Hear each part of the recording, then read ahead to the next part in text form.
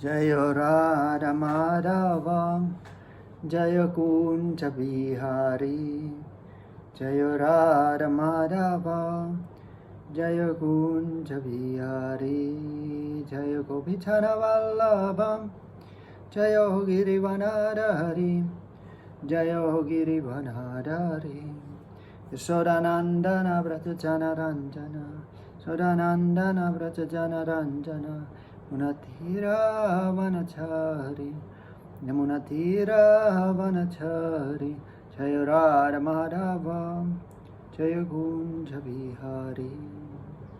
Reading Bhagavad Gita chapter 7, text 4. Pumirapo nalo vayu kamano buddhyevacha ahankara iti amme binna prakti rastada. Earth, water, fire, air, ether, mind, intelligence and false ego. Altogether these 8 constitute my separate material energies. So these are the material energy is ultimately it's the 3 gunas, sattva, rajas and tamas. But you can subdivide it. So there's the mahabhutas, which is the earth element, the solid structures, water element, the liquids, fire, the radiative energy, air, the gases, ether, the space. Okay, these are called mahabhutas, and these mahabhutas as the principles, they are like they belong to supreme. They are energy of the supreme. What we see, the earth and gas, earth element and gases, and liquids. These are evolutes of these small subtle principles of element that exist as a separate energy of the Supreme.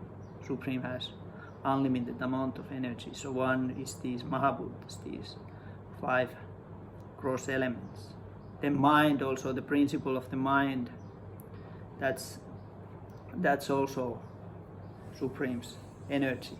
That mind, the original mind, is that idea of the mind is existing in the Mahat, which is the universal subtle body. So mind is materially, potentially all pervading in that sense, because our mind is connected to this universal mind, which is not our mind, but it belongs to it's this idea of the mind, which is also part of the Mahat, the subtle structure, you can say software of the matter.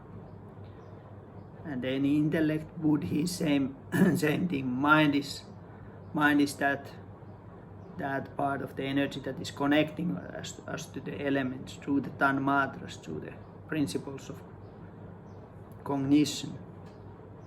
And the intellect, so mind is recognizing the matter, connect us to the gross elements, example.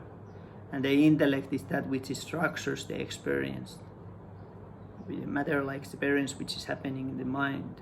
And false ego is the ahankara, is that structure of material identity. When we are creating based on our attachment and aversions, we create our like a false material identity. These are all, none of this belongs to us, although we are identifying with these 5 elements. We take it as a body. Mind with the tanmas as supreme principles of cognition, we take this our mind.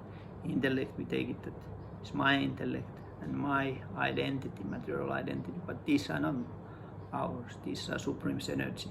And then when we understand this, if we understand that these are the separate energies of the Supreme, we can be free from that illusory identification with these material elements. And when we are free from that, we can see ourselves as a spiritual unit of consciousness. And when we see the self, we can understand our eternal relationship with the Supreme. Bhagavad Gita, Ki Jai.